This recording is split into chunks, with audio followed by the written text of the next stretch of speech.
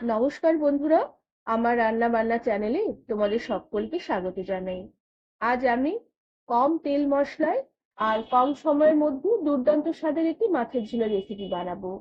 এই মাছের ঝোলের রেসিপিটি বানাতে বড়জোর 10 থেকে 12 মিনিট সময় লাগবে, কিন্তু খেতে দুর্দান্ত স্বাদের হয়। গরম গরম ভাতের সাথে খেতে অসাধারণ লাগবে।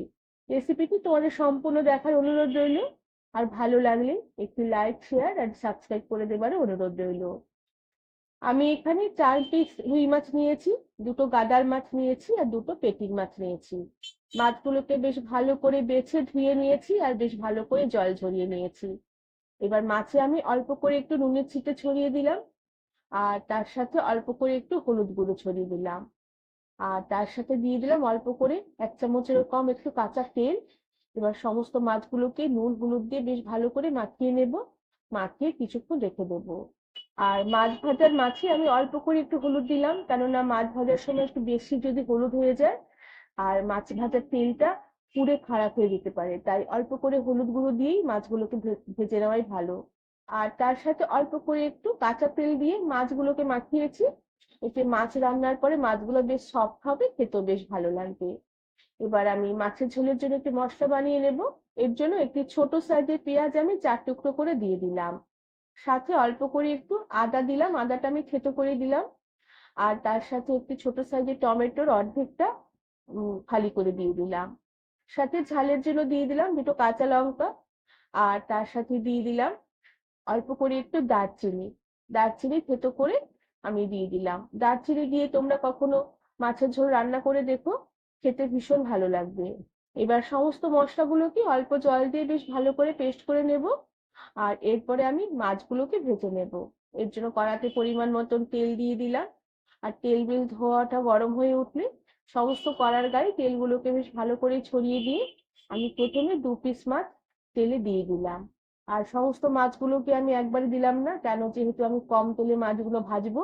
এর জন্য প্রথমে 2 পিস মাছ দিয়ে আমি ভেজে নেব। মাছগুলোর এক পিঠ ভাজা হয়ে আসা পরে আমি মাছগুলোকে উল্টে দিলাম।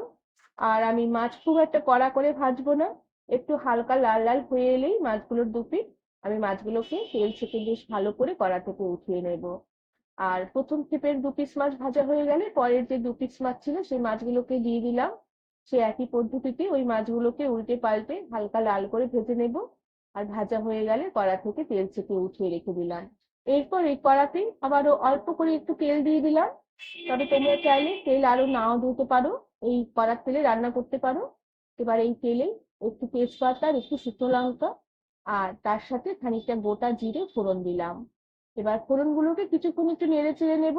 ফোড়নের সুন্দর একটা গন্ধ বেরোলে আর শুকনো লঙ্কাটা একটু ভাজা হয়ে লাল হয়ে এলে আমি যে পেঁয়াজ বেটে রেখেছিলাম সে পেঁয়াজ বাটা দিয়ে দিলাম। এবার পেঁয়াজ বাটা বেশ ভালো করে নেড়ে চেড়ে লাল করে একটু ভেজে নেবো, কেননা যেহেতু একটু কাঁচা পেঁয়াজ আমি বেটে দিয়েছি, তাই বেশ ভালো করে লাল করে ভাজতে হবে, না হলে কাঁচা পেঁয়াজের গন্ধ লাগবে। আর এই পেঁয়াজ বাটার গন্ধে আর পেঁয়াজ বাটার মশলাতেই এই মাছের ঝোলটা রান্না হবে, তারও স্বাদ বেশ ভালো ফুলবে। এবার সমস্ত পেঁয়াজ বাটা গুলোকে কিছুক্ষণ বেশ ভালো করে নেড়েচেড়ে লাল করে ভেজে নিয়েছি। আর ভাজতে ভাজতে যখনই বেশ সুন্দর লাল হয়ে এসেছে আর তেল বেশ সুন্দর ছেড়ে এসেছে, আর এই সময় বুঝতে হবে পেঁয়াজ ভাজা হয়ে গেছে। এবার আমি যে বাটিতে মশলা করে রেখেছিলাম সেই বাটি ধুয়ে অল্প করে একটু জল দিয়ে দিলাম। আর সাথে দিয়ে দিলাম অল্প করে একটু ধনের গুঁড়ো আর অল্প একটু কাশ্মীরি লঙ্কার গুঁড়ো। আর তার সাথে দিয়ে দিলাম পরিমাণ মতো নুন আর পরিমাণ মতন হলুদ গুঁড়ো।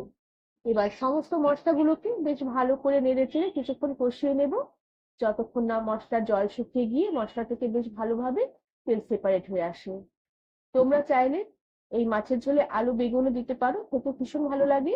সেক্ষেত্রে বেগুন আগে ভেজে তুলে রেখে দিয়ে পরে মাছের ঝোল যখন ফুটবে তখন দিতে দিতে হবে।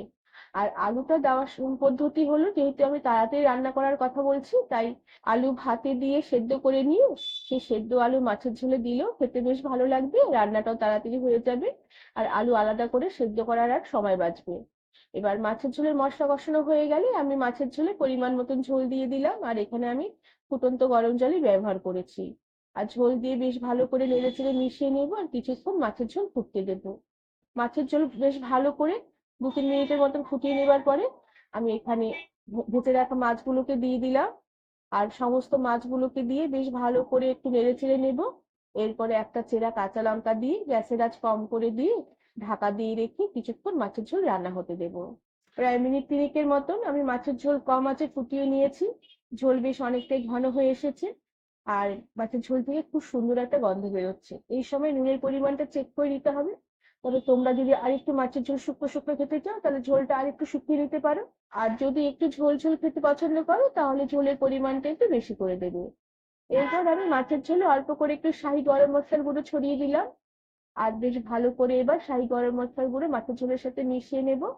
আর এরপরে আমি গ্যাসের আঁচ বন্ধ করে দেব আর ঢাকা দিয়ে রেখে কিছুক্ষণ স্ট্যান্ডিং টাইমে রেখে দেওয়ার পরে আমি এই কম তেল মশলার মাছের ঝোলের রেসিপিটি সার্ভ করে দেব। বন্ধুরা, হাতের সময় কম থাকলে তাড়াহুড়োর সময়ে এরকম একটা দুর্দান্ত স্বাদের মাছের ঝোলের রেসিপিটি তোমরা সহজেই বানিয়ে নিতে পারবে। খেতে ভীষণ ভালো হয় আর বানানোর পদ্ধতিটা একদমই সোজা, তোমরা তো দেখে নিলে। আর রেসিপিটি তোমাদের ভালো লাগলে একটি লাইক, শেয়ার আর সাবস্ক্রাইব করে দেবার অনুরোধ রইল। আর তার সাথে পাশে থাকা বেল আইকনটি প্রেস করে দেবে যাতে আমার সব নতুন ভিডিও নোটিফিকেশন সবার আগে তোমাদের কাছে পৌঁছে যাবে। আজ তাহলে আসি, পরে আবার একটি নতুন রেসিপি নিয়ে দেখা হবে। ধন্যবাদ বন্ধুরা।